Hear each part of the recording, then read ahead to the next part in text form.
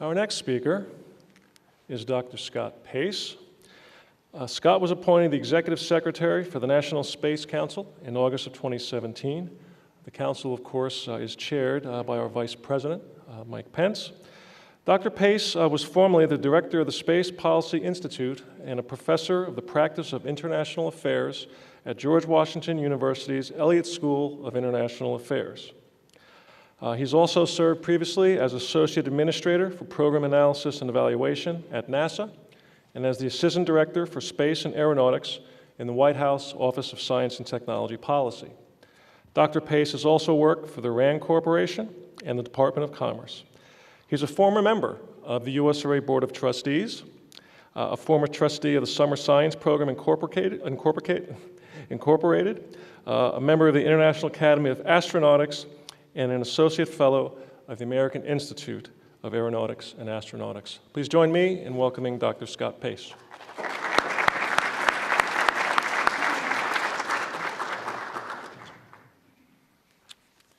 Okay. Good afternoon. Nice to see a lot of very familiar faces here. So this is one of these places where you can make inside space jokes and you know somebody will laugh because I'm part of this community. So also, first of all, again, thanks to Dr. McNutt presentation. As a side comment, I think she performed a yeoman service in keeping Landsat alive and going and progressing. I was part of the Commerce Department when we were directed to get Landsat out of the department. It went on a long journey since then, and it was quite a torturous one. Of course, very disappointed with the launch loss.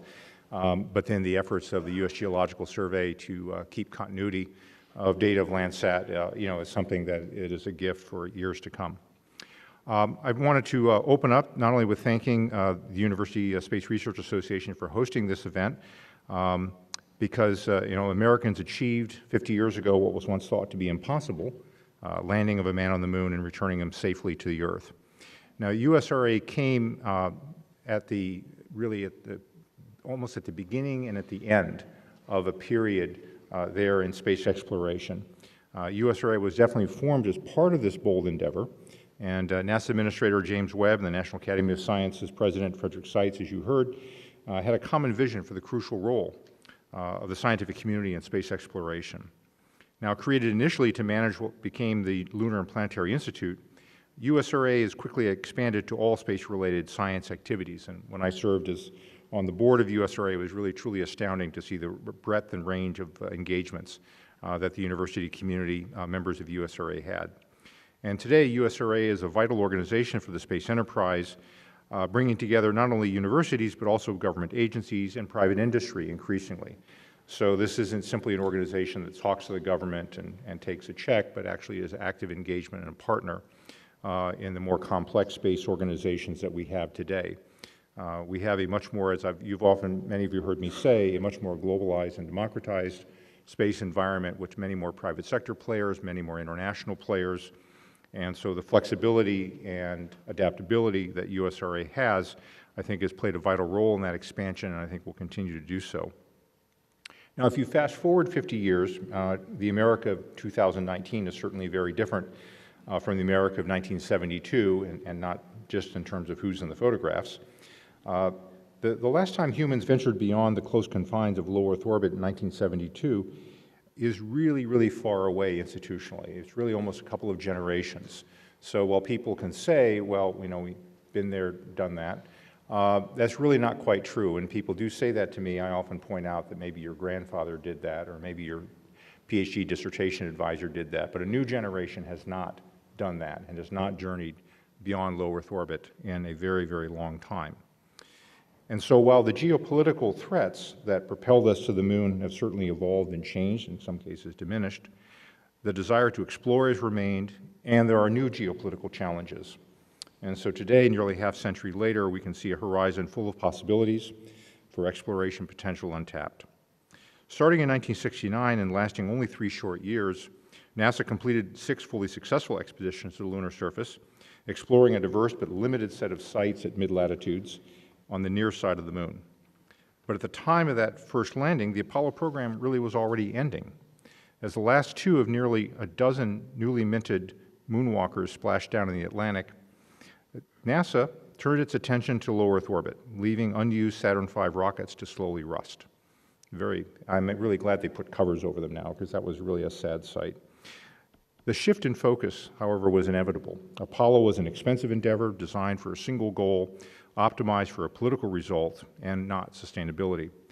But the desire to explore once again, venture into deeper space, was never extinguished, but rather needed the right environment to be ignited once more. And that time is now. The Vice President knows that Americans are not satisfied with the status quo, that the future is truly open to those bold enough to take hold of it. And so what makes this return to the moon different, you might ask? Well, the great explorers of the past, first of all, didn't stop with a few expeditions, never return. Even if there were great pauses of many decades, as was the case of the exploration of Antarctica, some 40 years, the exploration of unknown lands persisted. And today, we're not returning to the moon merely to add a few more flags or step out a few more footprints. Instead, we're embarking on a new journey, one without an ending, but one that continues a story of never-ending first. What does this renewed effort look like on the moon, and what does it truly mean to explore sustainably and with commercial and international partners? First of all, it means that we're smarter about our methods, more efficient, hopefully with the resources required, and unsurprisingly, American innovation is paving that way with industry. While NASA sole-sourced almost every element of the Apollo program, today we have a diverse range of space-capable entities across both commercial and international domains that we intend to take advantage of. Capital investments in the past have led to new technologies and been great achievements, again, as Dr. McNutt mentioned. And so future success depends on our willingness to continue to invest in American ingenuity. Now, this ingenuity, despite popular media, is not limited to private entrepreneurs who require business cases to close, but includes universities and government agencies. Our investments in space exploration and development are investments in the diverse strengths of our nation and in the expansion of American values into the space domain. Things such as rule of law, such as respect for private enterprise, such as freedom of speech and innovation. So these things may seem far removed from maybe the practice of science, but in fact, actually, they're quite integral to it. The American system of innovation, the global scientific enterprise benefits from free speech, it benefits from partnerships with industry, it benefits from innovation. And so the practice of science, and the openness and innovation of science is dependent upon a common culture that also is open to these things as well. So again, as people have heard me say, it is not merely our machines that we send into space or even people, but really it's our values. And what are those values? And we want to see them expanded and sustained, and the scientific enterprise is an integral part of that. Now, at a technical side, this also means having an orbital platform able to ensure reusability away from the Earth. If we continue to do things as we did in Apollo, it can't possibly be sustainable. And so the ability to transfer back and forth between the Earth and the Moon requires several tons of fuel. And for most spacecraft, once that fuel is expended, the useless spacecraft is discarded. While necessary in some instances, that's not the most obvious and efficient use of costly resources, certainly costly to place in space. So instead of abandoning expensive vehicles after a single trip, we should contemplate creating a fuel depot to enable repeated visits to the Moon and pave the way to Mars. And that's exactly what NASA has proposed with the Lunar Gateway. Placed strategically in a unique halo orbit around the Moon, the Gateway is ideally located as a refueling station, and if not ideal in all circumstances, it has the charm of it can move. While physically much closer to the Moon than the Earth, it's readily accessible to existing Earth-based commercial and international launch vehicles. And with the Gateway, lunar landers can now be multi-use systems rather than future space junk.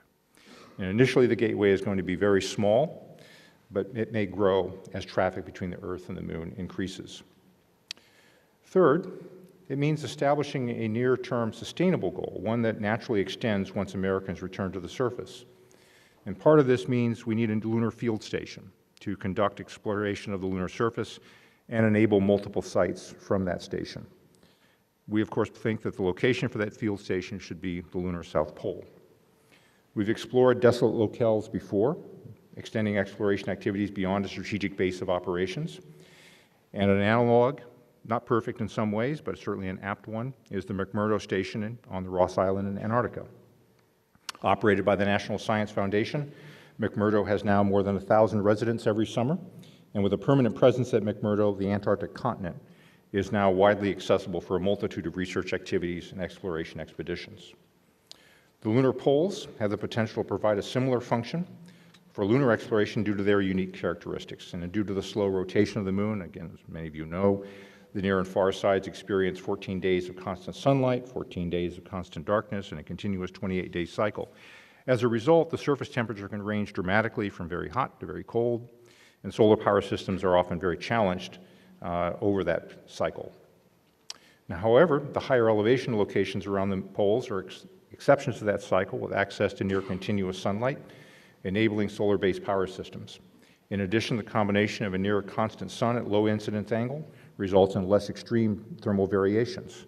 The poles are tricky. For those who are thermal engineers, you know there's a lot of devil in those details. Now, these characteristics make establishing a permanent station much simpler compared to other locations on the moon, and thus a lunar South Pole station can be an access point to the rest of the lunar surface, similar to how the McMurdo Station provided support for accessing the rest of the Antarctic continent. And of course, I might point out that during Apollo, we weren't really capable of accessing the polar regions. The delta V required was too high, so this will certainly be a new endeavor that's never been accomplished before. In addition, lunar poles provide access to the most important resource for humans, water. Recent investigations by Lunar Reconnaissance Orbiter and other lunar missions have confirmed the presence of water in permanently shadowed craters at the poles. These untapped resources could provide a sustaining source: air, water, even rocket fuel. Now, like the gold rush of the 19th century, it's possible there will be a new water rush on the moon, in which the prize is not wealth alone, but the expansion of humanity to another world. But it's just as possible, dare I say it, that it's a dry hole. It's also possible that we can't extract that water, that it's not economical. The answer is we don't really know. And one of the issues, I think, before us very much where the scientific community is needed is to characterize what this water ice looks like, how it's trapped, how it's contained, whether or not it's economical to extract it, whether we can use it. These are all things that people, I think, have some faith in and believe in, but we actually don't know. And so the purpose of exploration is to answer those questions, because depending on the answer to those questions, we are going to be in very, very different situations, whether it's going to be a sustainable access to the moon or whether, again, it's going to be something that's done in a bit of a sprint, before we have to move on. There are other ways, of course, to get oxygen out of the lunar rocks, but of course hydrogen is its own special thing. And so again, the near-term part of this exploration effort for returning to the moon has a very strong role for the scientific community, particularly with robotic landers, because really only the scientific community can deliver the answers for longer-term sustainability. And finally, I'd be amiss if I didn't point out that the South Pole region itself is of scientific interest. And we expect that astronauts will be able to make traverses from the South Pole Station, learn about the first critical billion years of solar system history, a key period after which the Earth formed, lost on Earth, of course, but readily accessible on the moon. Now, planetary field geology is, of course, crucial, but it's not the only reason to send astronauts to the moon. And we expect the Lunar Field Station will enable fundamental advances in other important fields, ranging from astronomy to material science, as defined by numerous community assessments over the past 2 decades, including a National Academy workshop in 2007, 2016 League Lunar Exploration Roadmap. Now, of course, I recognize no scientist wants to depend on the manned space program to go there, but science is going to be an integral part of whatever we do in explorations.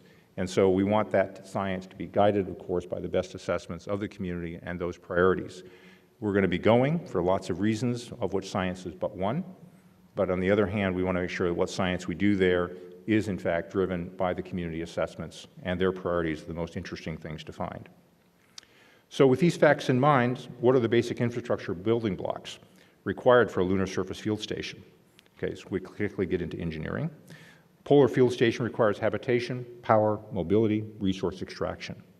One example to how to build a planetary field station, again, comes from current NASA plans for future lunar human missions to Mars. And while multiple strategies have been analyzed in the past and will likely be analyzed in the future, the current thinking, again, follows the Mcmurdo example, a central field station from which broader explorations can be conducted. In Mars surface plans, a multi-module base of habitable elements forms the backbone of the station. The key systems included on the surface include fission nuclear power, pressurized rovers, mining equipment, and a few habitation modules. The same systems, functionally, are required for the lunar surface, but can be deployed only a few days from Earth rather than months and years. A carefully chosen South Pole site can be powered by solar arrays in the near term until nuclear-based power is available. Radioisotope thermoelectric generators and surface fission reactors are likely to be essential to successful mining operations in the permanently shadowed regions of the lunar water ice and for general exploration beyond the moon's polar regions. So nuclear power is not critical for getting back by 2024, but again, certainly critical for sustainability and reusability in the future. Now, beyond enabling human presence, nuclear power can also provide real benefits to scientific missions for use on the far side, conduct a variety of experiments, powering satellites in orbit, and certainly, as some of the people remember from past missions, dare I mention Jupiter Icy Moons Orbiter. Somebody mentioned, yes, so that's one of those inside jokes. But certainly the attractions of very, very large amounts of available power has been known to the scientific community for a long time. And it probably wouldn't be justified to build that capability for any one science mission, but a generalized capability that can then be exploited, I think would certainly be advantageous. Now, we have a strategy of speed leading towards sustainability, and people ask, why that speed? Well, the purpose for that speed, and part of the reason why the Vice President made that announcement, was to provide focus and priority. It's very, very tempting if you have a far distant goal to analyze lots and lots of different options and put off making tough decisions and tough priorities. There's a clarifying nature to having a near-term stressing goal where you think about what's in fact really important. And we need a NASA, and we need a university, and we need an industry community that can in fact do that kind of prioritization and think through that very clearly, because what we need to rebuild is a spacefaring organization that can journey beyond low Earth orbit. We've become really good at working in low Earth orbit. The space station is a magnificent achievement. The amount of satellite servicing capabilities, EVA capabilities that we now do would have been really stunning, I think, and was stunning to those of us who looked at some of the EVA numbers back in the 90s when this was just starting. Okay, but if we're going to journey beyond low Earth orbit again, we need an organization, not just a technology, not just a group of brave people, but an organization that, in the military phrase, organized, trained, and equipped to be able to carry out those kinds of missions. And having an ambitious goal with tough priorities is a way of training that organization. So by 2024, of course, obviously I'm hoping and working hard to make sure we hit that date with a human lunar return. But even more fundamentally, what I think we hope to see is a nation that is spacefaring again in deep space beyond low Earth orbit than ever before. And that truly is a prize for our nation. So how do we proceed? NASA is poised to lead with commercial and international partners in the design and development of the South Pole Field Station. NASA is already examining the best polar sites for the 2024 lunar mission, and this analysis can be expanded to map the best areas for human landers, robotic landers for touchdown, locations for multi-module habitat, as well as power stations. With a strategy of speed leading towards sustainability, NASA can work with proposals from the international and commercial partners to determine mutually beneficial contributions. And just like the process that led to the construction of the International Space Station, the current plans for the Gateway, the field station will be flexible and modular. And again, we've built this in, I think, really from the beginning, quite intentionally. The deployment order of contributions, of course, will be driven by needs on the surface and objectives, as well as the needs and capabilities of the contributors. So again, I would expect to see a very minimal Gateway initially in terms of supporting what we need for 2024. I see a larger, more capable Gateway building out as we build toward reusability, and certainly in the longer term, a fuel depot to support those reusable landers. A field station is a strategic investment in research and exploration, and we should proceed with an understanding of what has made previous stations so successful in the past. In doing so, not only will we be able to set up to explore parts of the moon heretofore untouched by either robotic or human explorers, we'll be better equipped to sustainably expand human presence beyond low Earth orbit and lay the foundations for the next big leap to Mars. And I hope and would assume that USRA will be an integral part of that effort. Thank you.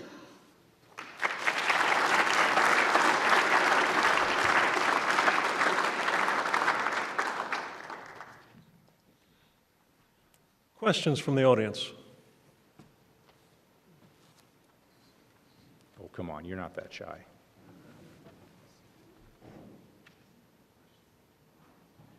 So it's my understanding that NASA canceled the Lunar Prospector, which seemed to be an essential first step to assessing the in situ resources in the polar regions. And it seems that the program you laid out here was going to be reliant upon putting boots on the moon and doing that assessment with humans. Could you comment upon that strategy? Sure. One of the more poorly communicated NASA decisions, of which there have been several. Yeah, no, and so Thomas Zurbuchen has got that. We're looking to, I guess, take the instruments from that. The requirements and the information needed are still there, and they're going to be part of the CLIPS effort. You know, I was around when that decision, you know, was made and asked, do you understand what the impact and what message this is to the community? And, you know, the reaction I got was, what reaction? You know, what? Like, just not really the sensitivity and awareness of it. I have to say that Thomas Zurbuchen and Bill Gerstenmaier are working very, very, very closely together, and I think they understand fundamentally the opportunity to do near-term lunar exploration resides with the science community and with the robotic explorers. And I don't know that IRCU by itself would rise to the top of any of the decadal surveys. But it's something that we actually need to know to support exploration, and I think there's some good science along the way. So this is an area, in my view, I don't know if everyone would do that, and I'll look to Jim Green to tell me if I misspeak on the science side, but this is opportunistic science, that the need for characterization, for example, will lead to some scientific insights that we may or may not have gotten to in the regular decadal. So there'll be a bit of a tension there. But I see that as a conversation that Zurbuchen and Gerst and Jim are having now. This gentleman, then Bill. Hello, representative from the French Space Agency. I just wanted to know about the field station. Is there some idea about the calendar, the schedule that's for when it's gonna be deployed? Will it be like after 2024 for the first landing, or? Sure. So the near term, and thank you for the question. I met with Yves Legal out in Colorado, and we had just this kind of conversation. So the answer is that in the short term, the focus is building the organization that's capable of going back. Okay, so that means things that aren't directly critical path in line with, you know, achieving that landing are put off or put off that critical path. But as we look to say, well, how do we sustain this so it's not a one and done? We're looking for the international partners initially to look at the gateway, where there have already been a lot of thinking. I know the ESA ministerial coming up, you know, this summer is looking at that. Certainly a habitation module at the gateway is very helpful. Not crucial. It's not a make or break for a critical path in 2024, but it provides a lot of margin over and above what Orion has, so it certainly would be very, very valuable. The next question is building a reusable lander. So there is a broad area announcement out already on that. I know there's been some work that's gone on in Europe on some very interesting lunar lander designs themselves, and I think people are building in reusability from the beginning. So it's possible to do reusable landers using fuel hauled from Earth. Doesn't make a lot of sense, but it's certainly possible. And so you can imagine, so reusability by itself is probably worth doing even if we're uncertain at this point, you know, whether or not local resources are available. But the short answer to the question is we're talking beyond 2024, but we're talking about making decisions on the lunar lander design and the architecture and gateway like right now leading up to that. So as with Mars, it depends on when your planning horizon is. You want to have feed forward to the next thing. So people are thinking about what the feed forward to Mars is. We're thinking about what's the feed forward to the post-2024 site, and then working backwards and to say, okay, what do I need now, you know, in these landers? And so we're having those discussions with CNES and the other partners. Thank you very much. Scott, you can probably frame this question better than I have, because I'm sure you've thought about it a great deal, but how do we assure we haven't seen this movie before? So you go back to the late 80s, and we were making an investment in technology for exploration, the Pathfinder initiative we got through OMB and the Hill. And President Bush 41 had established policy of space policy included exploration. going to the moon, and then to Mars. In fact, when I left and was president of Civil Space and Communications in Denver for Martin Marietta, I had a vice president with the lofty title of Vice President for the Earth, Moon, and Mars. So industry got geared up. You know, No asteroids, right? Okay. I know. Somebody else. No, that came later. So anyway, we were geared up in industry to go do this. NASA prepared a plan, handed it over to the White House, multiple hundreds of billions of dollars, and kind of dead on arrival. So the key question is sustainment. How do we formulate a program that can be sustained through a series of new administrations? Right. We get one administration that says, forget the moon, we're going to Mars, and now a new one. But I'm sure you've thought about this a great deal, and I think it's very important to get that sustainable, politically sustainable program in place. No, absolutely correct. I thought about this in part when I was back at university, you know, after leaving, you know, NASA, and I then watched a series of events happen, and thinking about sustainability was very much on my mind. A couple of answers come to mind. The first is one should not tie some of these efforts to any sort of individual personality or party or institution, things like that. Sustainability comes from being tied to enduring national interests that are going to be there no matter what. So in talking about sustainability at that level, I often talk about the geopolitical motivation for doing this. Now, of course, the Apollo program was a geopolitical competition, but things like the Apollo-Soyuz mission was symbolizing détente, you know, with the Soviet Union in that period of time. Bringing the bringing the international partners together for the International Space Station was part of forming an anti-Soviet coalition. Bringing the Russians into the space station was part of symbolizing that we wanted a post-Soviet kind of relationship. And so if you look at the kind of dependency that we have on space economically and militarily, and you realize that this is an area beyond regions of traditional sovereignty. Again, I was in international affairs school. In that sort of shared space where no one has sovereignty, you have to get other people to align with you and want to be part of working with you voluntarily. You can't coerce it. And so to have a sustainable program aligned with national interests such that people want to work with you, want to be part of the team, you take advantage of this globalized, democratized environment of commercial and international partners to try to have something more sustainable, which is different than we had in the 1960s. The 1960s was, look how cool I am, I can do something no one else can do. After that, it was like, okay, I'm doing cool things, but really only government can do it. Now I'm in an environment where I can have a government agency lead and do things that don't make immediate economic sense, exploration, but which enable partnerships with the commercial sector, with international sector that is certainly more capable than ever before to advance our interests in this environment that we're critically dependent upon. So irrespective of whatever Congress is, whatever administration it is, I would argue that these interests that the United States has are rather enduring, you know, beyond that.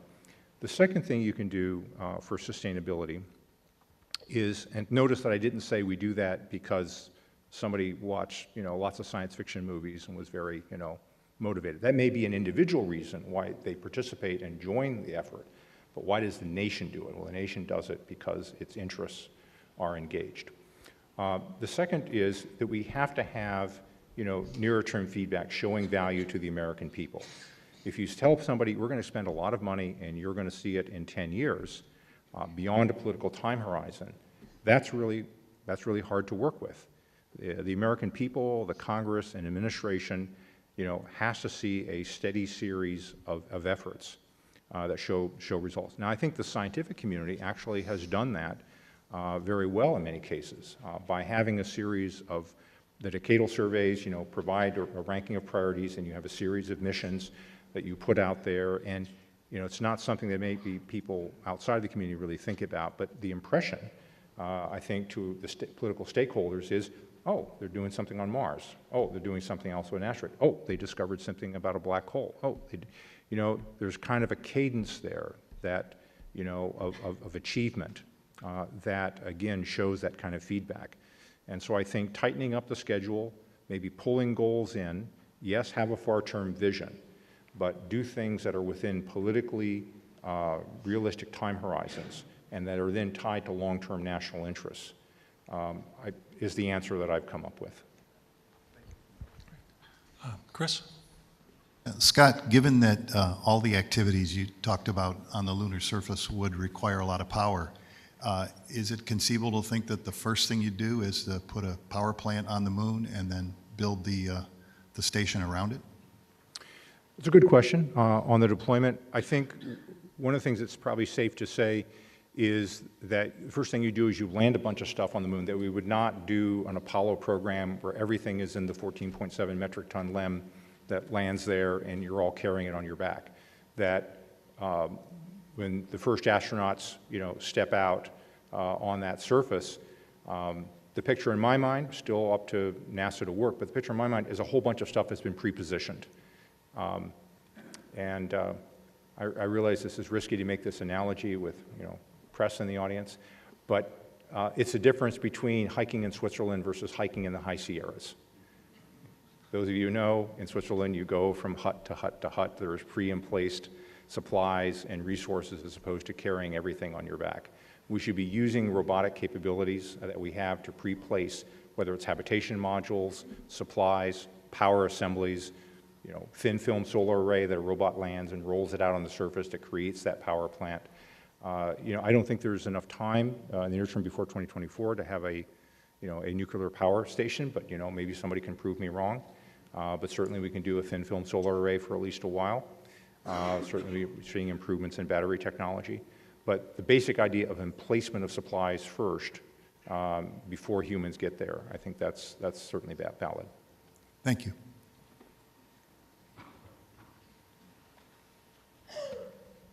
Scott, first, thanks for your time today. John Horak from Ohio State, of course. I resonate very strongly with your comment about going because it's in the national interest. And history has shown that space is a place where we can cooperate to promote our own national interest. You mentioned the conversation about the Russians and the Soviets through Apollo-Soyuz. So you can answer this however you might like. There are spacefaring nations in the world with whom we don't yet cooperate, but might also be able to bring some value. Can you speak on either the size of the gap or what might need to take place so that we could leverage all capabilities, and in particular, because you have a lot of universities in the room, are there things that we can do from a university perspective that might not be able to be done elsewhere but could add value? Thank you. Sure. Okay, so I'll go for the elephant in the room. Okay, China, and the answer is that again I've given fairly continuously before I was in government and presumably after I'm out of government, is that space cooperation follows politics. It doesn't precede it. We decide what the political relationship can sustain and is there, and then we go do something. We're doing things with the Russians today, who are terrific partners in space, that given the political relationship we would not be doing with them if we had to start over de novo today, but hysteresis effects and space cooperation. So the problem is the relationship is not there with the Chinese to support human spaceflight cooperation. We can have exchanges about flight safety. In fact, we have a civil space dialogue with the Chinese. I would refer back to what we say in every summit meeting, which is cooperation that is transparent, reciprocal, and mutually beneficial. The area where I think we have the most opportunity for that with China, who have some great technical capabilities, probably is in the unmanned science areas. So cooperation on, say, the Chang'e missions, again, that Jim Green's been involved with.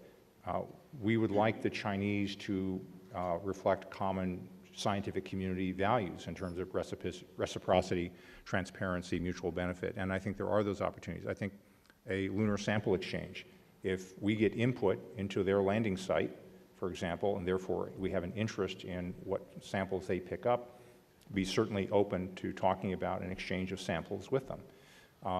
But things that are much more politically symbolic, like human spaceflight, that also, by the way, require a degree of trust at a very, very deep level, I simply don't see that happening. So I think we can imagine coordinating activities. I think we can imagine doing more in the scientific community. I think if the university communities can find areas for that kind of measured scientific cooperation, by the way, which we carried out with the Soviet Union during the height of the Cold War, that fall within a politically, sort of acceptable, level of effort, you know, I think we can probably do some good stuff. There are some programs that are already happening, again, fairly modest, you know, Himalayan watershed and all that sort of thing. But that's the greatness of the diversity of the scientific community, to find opportunities where that can happen.